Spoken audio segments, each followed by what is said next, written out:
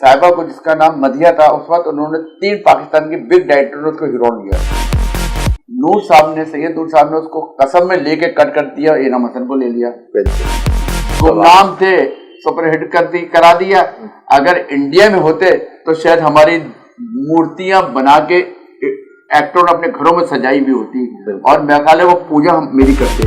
अगर आप इतने हमदर्द हैं या बहुत बड़े प्रोड्यूसर या डिस्ट्रीब्यूटर, आप फिल्म क्यों नहीं बना रहे? आप आज जमाल आया, उसको करें ना आप कामयाब। देखें ना, दलदला सैलाब आएगा तो आप अपनी फैमिली को छोड़ के भाग जाएंगे, आप सपोर्ट नहीं करेंगे। आज जरूरत है तो आज सपोर्ट करें आप। तो इससे क्या हुआ, उर्दू फिल्में आहिस्ता आहिस्ता खत्म हो गई, पंजाबी फिल्में ऊपर आती रही। आप पंजाबी फिल्म भी बनाएं तो सिखों के पैटर्न की बनाएं, ये बिरादरिज़्म की फिल्में छोड़ दें, इनका कोई नहीं रखा। बिस्मिल्लाहिर्रहमानिर्रहीम। आपका अपना साजिद यज़दानी फिल्मी प्रोग्राम लेकर हाजिर है। आज हम आपकी मुलाकात पाकिस्तान के एक ऐसे हदायतकार से करवाते हैं जिन्हें स्टार मेकर का दर्जा हासिल है। उन्हें ज़बान-ज़द-ए-आम में स्टार मेकर ही कहा जाता है। वो बरे-सगीर पाक व हिंद के नामवर हदायतकार बाकर रिजवी साहब के साहबजादे हैं। बाकर रिजवी साहब का शुमार हमारे साजा में होता है। मैंने भी उनके साथ काम किया, मेरे वालिद साहब ने भी बॉम्बे से लेकर यहाँ तक उनके साथ कई फिल्मों में मामनत की, गाने भी लिखे और असिस्टेंट भी रहे, और मुझे भी ये एजाज़ हासिल हुआ कि मैंने उनके साथ काम किया। और जरार रिजवी साहब के साथ भी मुलाकात इसी सिलसिले की एक कड़ी है। उन्होंने ही मेरी मुलाकात जरार रिजवी साहब से करवाई थी। उन दिनों जरार रिजवी एडवर्टाइजिंग एजेंसी से वाबस्ता थे, पब्लिसिटी फिल्में बनाते थे और इसी काम से मुंसलिक थे पूरी तरह। आज वो पाकिस्तान फिल्मी सनत से वाबस्ता हैं और वालिद के नक्शे कदम पर चलते हुए पाकिस्तान में साफ सुथरी और मेयारी फिल्में बनाने की तरफ राग़िब है। उनकी कई फिल्में रिलीज हो चुकी हैं। उन्हें स्टार मेकर, जैसा कि मैंने पहले अर्ज की, कि स्टार मेकर कहा जाता है। और आप ये सवाल उठाएंगे कि स्टार मेकर उन्हें क्यों कहा जाता है? स्टार मेकर इसलिए कि पाकिस्तान में सफ़े अव्वल की जितनी भी हीरोइंस हैं, अगर मैं उनके नाम लेना चाहूँ तो शाम हो जाए, यहाँ पर काम प्रोग्राम खत्म हो जाए और उनके नाम खत्म ना हो। उनमें बेशुमार है। उनमें मीरा का नाम सरे फरिश्त है, उसमें साहिबा हैं, उसमें गोरी हैं, उसमें सफ़े अव्वल की बेफराम सना है, लैला है, निर्मा है, इनके नाम भी अच्छा। इसमें सबसे बड़ी खूबी ये कि इन अदाकारों के, इन हीरोइनों के नाम तक, फिल्मी नाम जो है वो इन्होंने उनको दिए। उनके फैमिली नाम पता नहीं क्या क्या होंगे, जो बाद में जरार रिजवी साहब भी बता सकेंगे कि उन्होंने किन किन को मुतारफ कराया और किस तरह मुतारफ करवाया, और आज वो उनके साथ उनका रवैया कैसा है, ये हम आगे चल के पूछेंगे। यहाँ हम सबसे पहले तो सवाल जरार रिजवी साहब से करेंगे कि वो बताएं कि वो फिल्मी सनत की तरफ किस तरह आए, जबकि वो तो एडवर्टाइजिंग का काम करते थे, पब्लिसिटी फिल्मों को काम करते थे, कमर्शियल फिल्मों को काम करते थे। अब इस तरफ आने का ख्याल उन्हें कैसे आया? जनाब जरार रिजवी साहब, शुक्रिया आपकी आमद का, और आप हमारे नाज़रीन को बताइए कि आप किस तरह आए। असल में तो फादर मेरे 54-55 में पाकिस्तान अपने कराची से लाहौर शिफ्ट हो गए थे।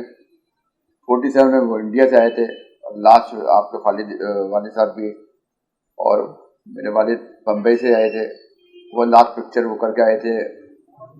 किशोर साहब जो उस दौर के हीरो भी थे और डायरेक्टर भी थे, उनकी फिल्म थी लास्ट काली घटा, वो करके ये लोग पाकिस्तान 47 में कराची आए थे। तो जब मैं पैदा हुआ, बचपन से मैं अपने फादर को देखता रहा हूँ। स्टूडियो में गाना जाना था, वहाँ फिल्म प्यार ना कर नादान शुरू हुई। अपने कराची में नहीं थे परदन मिठाई वाले, जिनकी बड़ी सदर में कुल्फी मशहूर थी, उनकी फिल्म बनाई थी प्यार ना कर नादान। उसमें बाकर साहब हीरो भी थे, राइटर भी थे, डायरेक्टर भी थे। और उस दौर की जो टॉप की हीरोइनें थी, वो हीरोइनें थी 7 हीरोइनें। उसमें निगाह सुल्ताना साहिबा, रक्षी, रजनी, अपने हुस्ना, रुखसाना, शरारा, सब काफ़ी 7 हीरोइनें थी। उसमें आगा ताली साहब थे, दिलजीत मिर्जा साहब थे, साकिब साहब थे। फादर मेरे बाकर उसमें हीरो थे। तो उनको मैं बचपन से सब कुछ देख रहा था, तो एक अंदर कुदरती तौर पर मेरे अंदर भी शौक पैदा हो रहा था। फादर के अक्सर स्क्रिप्ट पढ़े हुए, लिखे हुए पढ़ता था, देखता था। उसमें मुझे एक सोने की दीवार याद है, उसका स्क्रिप्ट था उस दौर में उनका। बहरहाल वो उनके साथ फिर मैं स्टूडियो में 7-8 साल का, 6-7 साल का था जब मैं उनके साथ स्टूडियो में जाना शुरू हुआ। संतोष कुमार साहब, सबिया भाभी जैसे लोग गोदों में मुझे वहाँ खिलाते थे, प्यार करते थे। रफीक रिजवी बापू, वो बहुत प्यार करते थे। तो इस तरह इन आर्टिस्टों की गोद में हम पल के जवान हुए। जब बड़े हुए तो फिर हमें शौक हुआ फिल्म का, तो उस वक्त तक हमारे फादर लाहौर आ चुके थे, तो मैं कमर्शियल की तरफ आ गया। कमर्शियल में मैं ज़्यादातर सईद रिजवी साहब को लाइक करता था, क्योंकि एज ए कैमरामैन और एज ए डायरेक्टर जितने अच्छे वो एडवर्टाइजिंग में पाकिस्तान में मैं कहूँ उनसे अच्छा कोई नहीं है डायरेक्टर या ना कैमरामैन। उन्होंने 35 में आप समझिए उसमें 35 के ऊपर उन्होंने एनिमेशन, जो अब हम कंप्यूटर से एनिमेशन लोग कर रहे हैं, उन्होंने 35 के अंदर अपने कैमरे से एनिमेशनें बनाई, जो शानी सरकटाउन खान जिस बात की बहुत तो इस तरह से मैं शौक बढ़ता रहा, और इसी शौक में मैं फिल्म के शौक में फिर मैं 80 में लाहौर कराची से आ गया, ये हुआ। अच्छा, लाहौर जब आप आए, यहाँ भी आपने इब्तिदा में तो खैर यही एडवर्टाइजिंग फिल्मों का काम शुरू किया होगा, तो फिर पूरी तरह फिल्म इंडस्ट्री में किस तरह दाखिल हो गए कि आपने बाकायदा फिल्म साजी, हदायतकारी, कहानी नवीसी शुरू की? तो यहाँ हमें बताइए लोगों को। कमर्शियल कराची भी कर रहा था, लाहौर भी कर रहा था। कराची में मैंने फिल्म शुरू की थी, एक पश्तो फिल्म थी तलाश, बदर मुनीर मुसव्विर शाइन थी उसमें, वो नहीं बन सकी। फिर मैंने एक फिल्म की ओपनिंग की थी, उर्दू फिल्म थी पूजा, वो हिंदू मुसलमान हीरो हीरोइन के ऊपर सब्जेक्ट पर थी। तो फिर जब लाहौर में सेटल हुआ हूँ, कस्टम में मेरी कराची में जॉब थी, वो भी छोड़ी मैंने, ये फिल्में वगैरह सारी छोड़ी, ईस्टर्न मॉडर्न में मेरे दफ्तर थे वो भी छोड़ दिए सारे। फिर जब लाहौर आया तो कमर्शियल वगैरह कर रहा था, तो खुद ही तो जब कमर्शियल करा तो फिल्म का भी शौक शुरू हुआ।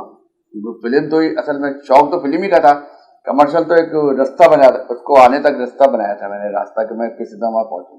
तो जैसा कि आपको पता फिर मैंने जीते हैं शान से बनाई, और उस दौर में मैंने 7 हीरो इंट्रोड्यूस कराई। अच्छा, इस फिल्म की भी जीते शान के भी एक वजह बनी कि साहिबा को, जिसका नाम मदिया था, उस वक्त उन्होंने 3 पाकिस्तान के बिग डायरेक्टर ने उसको हीरो लिया। नूर साहब ने, सैयद नूर साहब ने उसको कसम में लेके कट कर दिया, इनाम हसन को ले लिया। जावेद फाजिल साहब ने, अल्लाह जन्नत नसीब करे, फाजिल साहब को बहुत अच्छे बल्कि पाकिस्तान का मैं समझता हूँ लास्ट सही मानों में डायरेक्टर जो दुनिया से चले गए। बहरहाल उन्होंने दुनिया दस्तबरी में साहिबा को लिया और गालिब कमाल को, मगर दोनों को कट कर दिया, और उसकी जगह एजाज आ गया, शान का भाई, और सीमी जैदी आ गई, तानी आंटी की बेटी। अल्ताफ हुसैन साहब ने काजल में शान से और साहिबा की शूटिंग की, और शाम तक शूटिंग, और शाम को कट कर दिया। यानी कि 3 बड़े डायरेक्टरों ने साहिबा को लेके कट कर दिया। तो साहिबा मेरे ऑफिस के सामने ही सुतलिज ब्लॉक में करता निशो बेगम का, तो घर में आना जाना पड़ा था, तो वो रोना धोना, खुदकशी कर लूंगी, इस तरह के प्रॉब्लम जब देखे मैंने, तो मैंने क्या क्यों घबरा रही? तो अल्लाह है इंशाल्लाह दे। अच्छा, साहिबा है कि 5 वक्त की, वो अभी तक उसका नाम मदिया था, बाद में मैंने उसका नाम फिल्म में जब इंट्रोड्यूस किया तो साहिबा रखा। तो मैंने कहा तुम 5 वक्त की नमाज पढ़ती, दुआ मांगो कि मुझे कोई 2-3 अच्छी कमर्शियल मिल जाए, तो वो पैसों तो मैं तुम्हारी फिल्म शुरू कर दूंगा। वो नमाजें पढ़ती थी, अल्लाह ने उसकी सुनी, और मुझको करिश्मा लॉन और हुस्न बेमिसाल करीम 2 फिल्में मिल गई कमर्शियल। दोनों मैंने साहिबा को इंट्रोड्यूस मुतारफ क्लाइंट अप्रूवल ले ली, और हम कराची गए, और हमने जाके दोनों की शूटिंग की, और वहीं मैंने फिल्म प्लाजा होटल में ओपनिंग कर दी। फिर लाहौर आए, हमने अवारी में ओपनिंग की, असद को इसको लेके साहिबा को इंट्रोड्यूस कराया, और हमने पहला गाना असद और साहिबा में मैंने अशरफ शहजादी मरहूम दुनिया में नहीं, अल्लाह उनको जन्नत नसीब करे, वो गाना उन्होंने परचेज किया। वो गाने की हमने शूटिंग की थी मार्डन पार्क में। इस तरह से ये फिल्म शुरू हुई जीते शान। जब जीते शान से शुरू हुई साहब, तो इन तीनों डायरेक्टरों ने जिन्होंने कट किया था साहिबा को, उन तीनों ने साहिबा को अपनी फिल्म में लिया। भाई आप इतने ज़हीन थे, काबिल थे, बड़े डायरेक्टर थे, तो आपने अपनी ही रिजेक्ट जो की हुई लड़की है जो एक्टर, उसको बाद में क्यों लिया? बिल्कुल ठीक। तो इसका मतलब फिर आप इतने क्रिएटिव नहीं थे जो जिसको आपने लिया और कट कर दिया। आपको एतमाद ही नहीं था फिर अपने आप पर? तो नहीं था जब मैंने उसको इंट्रोड्यूस कराया आपने ले लिया। अच्छा, एक और वाकया है, अपने हाजी शेरा साहब ने फिल्म शुरू की हीरो सईद अली खान को डायरेक्टर लेके, तो जान रैम्बो को हीरो लिया, निशो बेगम और साहिबा को वो हाजी शेरा साहब लेने का। तो निशो बेगम रैम्बो के साथ काम कराते थे, वो घबराई, पता नहीं क्यों, नहीं उन्होंने हमने नहीं करनी फिल्म। हाजी शेरा साहब ने मुझसे कहा यार जरा साहब आप समझाएंगे, आपकी बात उनकी समझ आएगी, तो यार रैम्बो तो ठीक है। फिर मैं निशो बेगम के पास गया, मैंने कहा निशो बेगम मेरी फिल्म और जितनी फिल्में बन रही इस वक्त साहिबा की, वो मैं कोई गारंटी नहीं दे सकता कि चलेगी या नहीं चलेगी, मगर मैं ये गारंटी देता हूँ कि हाजी जयराज साहब की फिल्म जो हीरो है रैम्बो को ले रहे, क्योंकि रैम्बो गेस्ट हाउस से पूरे पाकिस्तान में हिट हो चुका। एक दफा उसकी फिल्म देखने जरूर आएंगे। और निशो बेगम की बात मेरी समझ में आई और उन्होंने एग्री किया और वो फिल्म साइन करी और फिर सबने देखा कि हीरो फिल्म जान रैम्बो और साहिबा दोनों हिट हुए और दोनों का यहाँ से पेयर बना। बिल्कुल। और सब साहिबा और रैम्बो का, और इसी दौर में बाबर अली मोहम्मद बिन कासिम से हिट होकर आया था। तो शही वारा आपा की हर फिल्म में बाबर अली, रीमा, रैम्बो और साहिबा ये दो पेयर थे। बाद में आगे जाके सऊद और मीरा की इंटरव्यू, ये तीन पेयर हर फिल्म में शही वारा आपा की थे। और वो सारी फिल्में जो है बड़े बड़े सुपर हिट फिल्में हैं माशाल्लाह। हाँ जी, मुझे पता है, चूंकि उस दिनों मैं फैमिली मैगजीन से मुंसलिक था, तो आपने साहिबा का पहला असद के साथ सेशन के घर पे, अभी वो फिल्म में नहीं आई थी, आपकी वो शूट कर रही थी, पहला हमारा सेशन असद का भी और साहिबा का भी पहला हमने छापा माशाल्लाह। इसके अलावा मीरा जब आई आप उसे लेकर आए, फैमिली में हमारा आपके पहला वही छपा। इसी तरह और जितने भी बहुत लैला का बेशुमार, फिर तो एक जगह बात दिख रही बेशुमार, और लोगों ने आपकी पीछे राय भी हुई, लोगों ने समझा। सना को भी आप पहली दफा आप मुझे उसके घर लेकर गए थे और आपने इंटरव्यू करवाया था, तो उस वक्त तक तो हमें नहीं समझ आ रही थी कि ये बड़ी आर्टिस्ट बन जाएंगे। वो तो फ्लॉप ही थी ना, फ्लॉप थी, और आपने उसे बहुत बड़ी अच्छी बूस्टअप दिया और इन लोगों को आगे लाया। साहब ये देखें कितनी कमाल की बात है कि जो बड़े बड़े डायरेक्टर है, अब जैसे हसन अस्करी की फिल्म थी मेरा दोस्त मेरा दुश्मन, दिल किसी का दोस्त नहीं, उसमें सना का आप देख लें एक्स्ट्रा रोल है। ठीक है, एक्स्ट्रा रोल है, बिल्कुल है। आप संगीता आपा की एक दो फिल्में जीत देख लें, उसमें सब एक आध गाना ऐसी हो सारी है ना फिल्में ऐसी है। वही डायरेक्टर है जिन्होंने एक्स्ट्रा लिया होता है। जब मैंने उसको प्रमोट किया फिल्म को, जब मैं उसको प्रमोट करा था एवरडे से जब गुजरता था ना मैं साहब वगैरह, तो मुझे अल्लाह जन्नत नसीब करे, परवेज राना साहब को, आगा हुसैनी साहब, ये सब कहते जरार साहब चला हुआ कारतूस है। मैंने कहा आप दुआ करें एक दफा चला हुआ कारतूस फिर चल जाए, और फिर जब चला तो फिर इन्हीं डायरेक्टरों ने कहा कि जी जरार भी जो कहता है वो ठीक है, वो सही। और अल्लाह का ये जो करेगा देखे ना कि सना को, हालांकि जावेद शेख के साथ भी सना कई फिल्मों में काम कर चुके, मगर हसन अस्करी साहब उसको लेते हैं तो जन्नत की तलाश में फिर लेते हैं हीरोइन। बिल्कुल।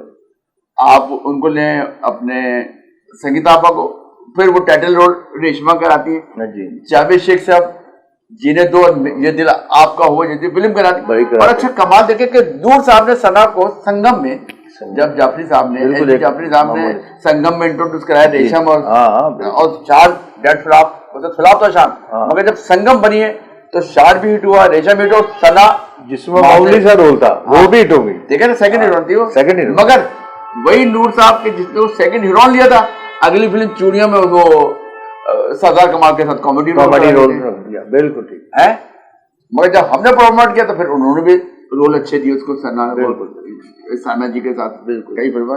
तो बहरहाल हमने तो जो मीरा को लोगों ने पागल का, उसको हीरोइन का, सना फ्लॉप है तो उनको हमने हीरोइन बना दिया। एहसन खान साहब चलते हुए जा रहे हैं, उनको रोका तो इफ्तिखार टोनी साहब की पिक्चर में लव इन हॉलैंड में लैला का था, उनको हीरो बना दिया। इस तरह से हमने हीरोइन बनाए, मगर इस मुल्क में कदर क्या की गई, इस आर्टिस्टों ने क्या सवाल इसी में ये था, इसी का जिम्नी सवाल आगे मैंने पूछा लोग कि हुआ क्या, उसका रिजल्ट आपको क्या मिला? रिजल्ट कुछ भी नहीं मिला। हमने तो उनको स्टार बना दिया, टके से करोड़ का बना दिया। आपको क्या मिला? गुमनाम थे, सुपरहिट करा दिया। अगर इंडिया में होते तो शायद हमारी मूर्तियां बना के एक्टरों ने अपने घरों में सजाई भी होती, और मेरा ख्याल है वो पूजा हम मेरी करते। और यहाँ तो उनको ये तौफीक नहीं है कि या तो जिंदगी में कोई होता ना कि आपको वैसे कोई तोहफा तो वाइफ आदमी को दे देता है, आपके बच्चों की शादी होता है तो वही आदमी सोचता है कि यार शख्स ने तो हमें करोड़पति बनाया, चलो इसको 25-50 हज़ार लाख रुपए का कोई बेटा बेटी की शादी में कोई गिफ्ट। हमें तो ये सना मीरा इनसे कोई तोक़ा नहीं, उनसे पूछे जिंदगी में जयराम जी को कोई 2 रुपए की चीज गिफ्ट की, शादी ब्याह पे नहीं दी, शादी ब्याह पे पहुंचे नहीं है। और यही सना जी है जिनकी शादी में मैंने ही सब कुछ किया, लाइव प्रोग्राम भी करवाया सिटी 42 में, क्योंकि पाकिस्तान में जब सिटी 42 इंट्रोड्यूस हुआ है यहाँ चैनल, वाइड मैं हूँ, जब मेरी बेटी की शादी हुई तो लाइव 1 घंटे प्रोग्राम पूरा लाइव चला है सिटी 42 में, वरना पाकिस्तान के। और फिर सना का भी मैंने लाइव प्रोग्राम चलाया, वरना इससे पहले और भी हीरो कितने लोगों के लाइव प्रोग्राम चले शादी के। तो अल्लाह का ये भी हमें एहसास है। पर हमारा तो मीडिया ने इज्जत की, मीडिया ने रेस्पेक्ट की। आज भी हमारे कराची से लेकर लाहौर तक अखबार के हमारे साफी जर्नलिस्ट दोस्त हो या चैनल के, सारे हमने उनकी इज्जत की, आज भी करते हैं, वो भी हमारी इज्जत कल भी करते थे, आज भी करते हैं। अच्छा भाई, ये हमने इज्जत कमाई है, पैसा ऐसा कुछ बिल्कुल सही फरमाया आपने। अब हम आते हैं करंट अफेयर की तरफ। यस, कि आपने एक अरसा फिल्म इंडस्ट्री में दे दिया, अपनी पूरी जिंदगी फिल्म इंडस्ट्री को वक्फ कर दी, बड़ा काम किया और अब भी लगे हुए किसी तरीके से इसको इससे निकाला जाए बुरान से। और आप तो तीसरी नस्ल से अपने चौथी नस्ल अब तो आगे, इसके बारे में भी बताइएगा और ये भी बताइएगा कि ये मसाइल जो पैदा हो गए, जो फिल्म इंडस्ट्री बुरान का शिकार है, इसको किस तरह निकालना जाए, क्योंकि आपका तो अब नस्लों से इससे आप तो नहीं निकल सकते इससे, तो आप किस तरह सोचते हैं? यल्ताकी साहब, मैं तो समझते, देखें हमारी पाकिस्तान में हम भाई हैं जिनकी चौथी नस्ल है। मेरे वालिद बाकर रिजवी इंडिया से काम करते हुए आए जी, 40-45 साल से मैं काम कर रहा हूँ। 20-25 साल मेरे बेटे अम्मार रिजवी को हो गया, वो डायरेक्टर भी है, animator, 3D animation, colour grading सब कर रहा है। अब आजकल दुबई में उसने प्रोडक्शन हाउस बनाया हुआ अपना।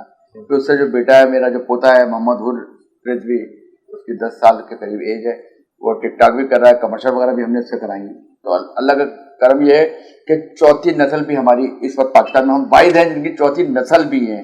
जो कुछ हम इंडस्ट्री के लिए जो हमारे दर्द है, बहुत कम लोगों के दर्द होगा जितनी पाकिस्तान इंडस्ट्री की जो इस वक्त परेशानियां हैं या जवाल है, जितनी तकलीफ हमें मेरे ख्याल है किसी को भी नहीं है होंगी। 3-4 फैमिली हैं जिनकी तीसरी जनरेशन जा रही है, जैसे रियाज बुखारी साहब की तीसरी जनरेशन जा रही है, मुश्किल निसार मुराद साहब की तीसरी जनरेशन जा रही है, अकबर सम्राट साहब की तीसरी जनरेशन जा रही है, रजा मीर साहब की तीसरी जनरेशन जा रही है। तो ये वो लोग जिनकी तीसरी जनरेशन जा रही है। हम भाई हैं जिसकी चौथी जनरेशन भी शोबिज में, यानी कि हम भाई फैमिली की जिसकी चौथी नस्ल भी शोबिज में है। रह गई अब पाकिस्तान का जवाल। ये कहते देखें, जिसको लोग पाकिस्तान में कामयाबी कहते हैं, मैं समझता हूँ वही कामयाबी जवाल की तरफ लेके गई। सुल्तान राय साहब बहुत बड़े इंसान थे, बहुत बड़े स्टार थे, मगर उनके जब वो स्टार बने वहीं से पाकिस्तान फिल्म इंडस्ट्री का जवाल भी शुरू हुई। उसकी वजह यह है कि सुल्तान राय साहब जब हीरो बने, क्योंकि पंजाब का है सर्किट बहुत बड़ा, वो कम से कम 300-350 स्टेशन है जी। जब राय साहब और जो उर्दू का जो स्टेशन है वो सिंध है, उसका स्टेशन क्या है, कराची, हैदराबाद, लाड़काना, सक्कर, ये खत्म हो जाता। जबकि जो हमारा पंजाब का है सर्किट बहुत बड़ा, 300-350 स्टेशन है, मगर जो बड़े स्टेशन है लाहौर, गुजरावाला, गुजरात, सियालकोट, पिंडी, सरगोदा, फैसलाबाद, मुल्तान, ये 8-7 बड़े बड़े स्टेशन है, बहुत बड़े हैं। छोटे छोटे तो सादकाबाद, मुरीद के शेख, तो 300 के करीब है। उससे क्या हुआ कि जब राइट साहब की फिल्म अनाउंस होती थी और अंजुमन बेगम की, या बाद में सहमद जी भी जब इंटरव्यू अंजुमन बेगम या आसिया, इनके साथ राइट साहब का अनाउंस होता था और सेकंड डे फिल्म स्टेशन पर बिकती, तो वो एडवांस, जो आज बहुत बड़े, उस दौर में जो प्रोड्यूसर भी बहुत बड़े थे, जो डिस्ट्रीब्यूटर भी थे, अगर वो उस दौर के कहते हैं कि हम बहुत बड़े प्रोड्यूसर थे, बहुत बड़े डिस्ट्रीब्यूटर, तो आज क्यों फिल्में नहीं बना? क्यों नहीं? वो फिल्में जो बनी वो एग्जीबिटर के पैसों से फिल्म बनी, इन्होंने कोई नहीं बनाई। बिल्कुल, ये आपने आपको जो सब तरफ आवाज किया इन्होंने, अनाउंस की, ये किया, पैसे आ गए, एग्जीबिटर से पैसे आए, उससे फिल्म बनी। अगर आप इतने हमदर्द हैं या बहुत बड़े प्रोड्यूसर या डिस्ट्रीब्यूटर, आप फिल्म क्यों नहीं बना रहे? आज जवाल आया, उसको करें ना आप कामयाब। बिल्कुल, देखें ना, जलजला सैलाब आएगा तो आप अपनी फैमिली को छोड़ के भाग जाएंगे, आप सपोर्ट नहीं करेंगे। आज जरूरत है तो आज सपोर्ट करें आप। ये हुई। फिर एक प्रॉब्लम जो आई कि उर्दू जो मेकर थे, डायरेक्टर प्रोड्यूसर, वो तो थे नदीम साहब और वहीद मराद, जो उर्दू के हीरो थे। नदीम साहब ने मुखड़ा शुरू कर दी, बनाई, वहीद साहब ने मस्ताना माही बनाई। तो इससे क्या हुआ, उर्दू फिल्में आहिस्ता आहिस्ता खत्म हो गई, पंजाबी फिल्में ऊपर आती रही। अब उसके बाद क्या हुआ कि पंजाबी फिल्म जो थी वो बन रही थी, उर्दू फिल्में खत्म हो गई। अब पंजाबी फिल्म पंजाब में लग रही है, पश्तो फिल्में बन रही, वो फ्रंटरी में लग रही। पंजाबी और पश्तो सिर्फ कराची में एक आध वीक के लिए लगती हैं। पंजाबी पंजाब में लगती रही, पश्तो फ्रंटरी में लगती रही। हफ्ते 2-3 हफ्ते के लिए पश्तो और पंजाबी फिल्म कराची लगती थी। मगर अब तेरे बाजी के दौर में ये कहा गया कि जी पंजाब में कराची में लगी, कराची के लोगों ने देखी नहीं, हमारी फिल्म नहीं लगाई। भाई कराची में तो वो लगी ही नहीं, आपने टाइम पे लगाई। कराची में तो सारे जो पंजाब के लोग कराची गए हुए थे, वो तो ईद करने लाहौर आ गए, तो देखता कौन आपकी फिल्म? सही है, आपकी प्लानिंग गलत थी, रिलीज गलत थी। ये फिल्म ईद को भी नहीं लगना चाहिए था, ये आम डेज में लगती, उसकी एडवर्टाइजिंग होती तो फिल्म मैं समझता हूँ बहुत अच्छी जाती। इतनी बुरी फिल्म नहीं, मगर जब फ्लॉप हो जाए तो अच्छी चीजें भी डूब जाती है, और हिट हो जाए तो उसकी खामियां भी खत्म हो जाती है फिर अच्छी। तो बहरहाल गलती आप लोगों से रिलीज हुई क्योंकि यहाँ सनीप्लेक्स शर्मा भी कराची की इतनी बड़ी बड़ी फिल्म साथ में हॉलीवुड की फिल्म लगी, उसकी वजह से आपको शो नहीं मिले। वरना पंजाब में खतरनाक जैसी फिल्म और दिला दे सौदे जैसी दोनों फिल्में, पंजाब में या लाहौर में कोई गोल्डन जुबली या प्लैटिनम, ये दोनों फिल्में कराची में गोल्डन और प्लैटिनम हुई हैं। महापुत्र जैसी फिल्म, जी सर, ये फिल्म लाला सुधीर की गोल्डन जुबली हुई, तो ये फिल्में वहां कराची में सुपरहिट हुई है। तो अच्छी फिल्म हर दौर में चलती है, कोई दबाव नहीं होता, मगर हमें प्रॉब्लम यह है कि हम उर्दू फिल्में भी बनाते रहते हैं, पंजाबी भी बनाते हैं, सराइकी बनाते हैं, पश्तो बनाते हैं सब, मगर उर्दू हम फोकस उर्दू पे रखते हैं, क्योंकि देखिए ना, उर्दू उस वक्त हमारी चारों सूबों में लगती थी, उर्दू हमारी नेपाल जा रही थी, बांग्लादेश, श्रीलंका, तुर्की सब जगह जाती थी, दुबई, लंदन तक के जमाने में फिल्में जाती थी, को प्रोडक्शन हो रही थी। फिर मिडिल ईस्ट हमारा गया, सारी बात लाचे वाली, तो वो हमसे को प्रोडक्शन वाले डबिंग नहीं करा के लेंगे, वहां लगाएंगे नहीं लगाएंगे, तो उससे हमारे पास वो 4 सर्किट गए और मिडिल ईस्ट हमारा गया। अब इंडिया ने उर्दू फिल्म के जरिए पूरी दुनिया में उर्दू इंट्रोड्यूस करा दी, और सिखों ने पंजाबी फिल्म, अब पंजाबी हमारी फिल्म देख देख के सिखों ने पंजाबी फिल्म बनाना सीखी, और उन्होंने पंजाबी फिल्म के जरिए सिखों ने पूरी दुनिया में पंजाबी फिल्म भी मुतारफ करवा दी, पंजाबी जबान मुतारफ हो गई पूरी दुनिया में। अब मार्केट उर्दू और पंजाबी फिल्म की पूरी दुनिया में। अब पाकिस्तान के पढ़े लिखे जो डायरेक्टर, प्रोड्यूसर, डिस्ट्रीब्यूटर, उनको चाहिए है कि वो अब इस मार्केट में बाहर जाएं, उस मार्केट से अपनी मार्केट बनाएं। 20-25% तो कुछ आप उससे फायदा उठाएं, उसके लिए आपको उस स्टैंडर्ड का ख्याल रखना पड़ेगा। आप पंजाबी फिल्म भी बनाएं तो सिखों के पैटर्न की बनाएं, ये बिरादरिज्म की फिल्में छोड़ दें, इनमें अब कुछ नहीं रखा, वो 2 या 3 दिन के लिए फिल्म देखते हैं, तो इसलिए खुदा रहा आप बिरादरिज्म पे ना बनाएं। आप फिल्म का नाम आजाद रख सकते हैं, पंजाबी फिल्म का आप गुंडा रख सकते हैं, बदमाश रख सकते हैं, आप इस टाइप के नाम रख सकते हैं। आप बिरादरिज्म वाले नाम रख रहे हैं तो बिरादरिज्म पे फिर बिरादरी जो आपकी महदूद हो जाती है ना, वो वही देखेंगे, सर्किट को महदूद कर देते हैं, तो आप नुकसान अपना कर रहे हैं। तो बिल्कुल खुदा रहा आप सिखों के पैटर्न की रखें, आप इंटरटेनमेंट फिल्में पंजाबी बनाए, फैमिली पिक्चर बनाए, कॉमेडी बनाए, लव स्टोरी बनाए, खुदा रहा, और बिरादरिज्म को छोड़ दें। ये पंजाबी फिल्म से पाकिस्तान फिल्म इंडस्ट्री का रिवाइवल होगा। पंजाब का सर्किट बहुत बड़ा है, कल भी बड़ा था, आज भी बड़ा है, मगर उस सिनेमा के लिए पंजाबी फिल्म आपको बनानी पड़ेगी अच्छी सिखों के पैटर्न की। जिस दिन आप इस काम पे अमल करेंगे तो इंशाल्लाह आप कामयाब हो जाएंगे। लेकिन आप बड़ी अच्छी बातें की आपने, ऐसा ही होना चाहिए कि फिल्म इंडस्ट्री की बहाली के लिए। मगर जब आप लाहौर में बैठे हैं, लाहौर की इंडस्ट्री का जायजा लेते हैं, रोज जाते हैं, मिलते हैं लोगों से, तो आप क्या महसूस करते हैं, मतलब किस तरह ये लाहौर की इंडस्ट्री किस तरह बहाल हो सकती है? क्योंकि आपको कोई नजर आ रहा है इसमें, हमें तो ये बताइए कि आपकी नजर में कौन लोग हैं जो अब इसको बहरान से निकाल सकते हैं, वो कितने लोग रह गए हैं? तो अब चीजें उसमें तो अभी जैसे अभी नून लीग गवर्नमेंट जब आई है तो उसने अनाउंस किया है ना कि हम या सामान मंगाएं, इक्विपमेंट मंगाएं, ये करेंगे, 5 साल की छूट दे दी, टैक्स की सनत मान लिया, साथ में 1 अरब देंगे। तो मैं कहता हूँ 1 अरब किसी को इंडस्ट्री में न दें, क्योंकि सब ये बंटवारा कर लेंगे, खा लेंगे।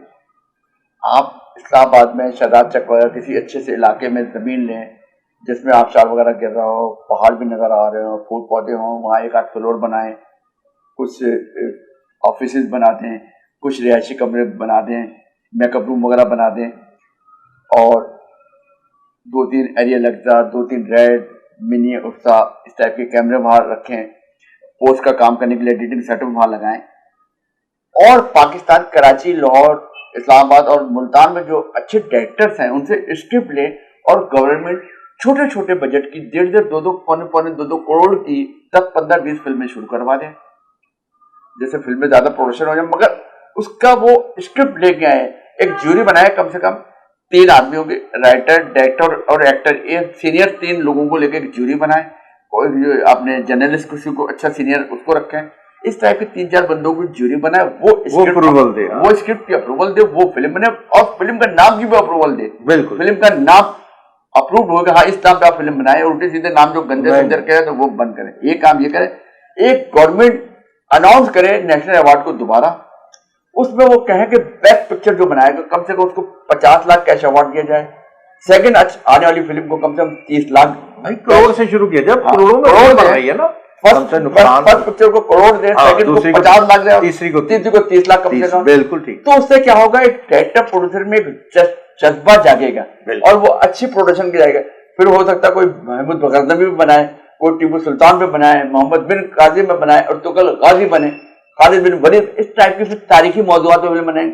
नसीम हजाजी के नॉवेल तारीखी, उस पर एक से एक कहानी तारीखी बने, इस टाइप के टॉपिकों फिल्में बने, अच्छी फिल्में बने।